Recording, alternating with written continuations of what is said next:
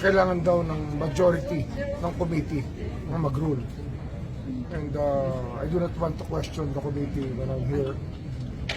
We're considering our options. But mag-uusap kami. Kasi namatay na siya. Namatay yung lolo niya, siya magpapalibing bukas.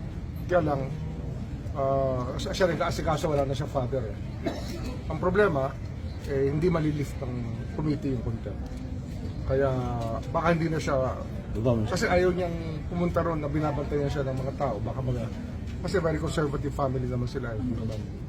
So, yun ang problema ngayon, nakahang yung issue niya.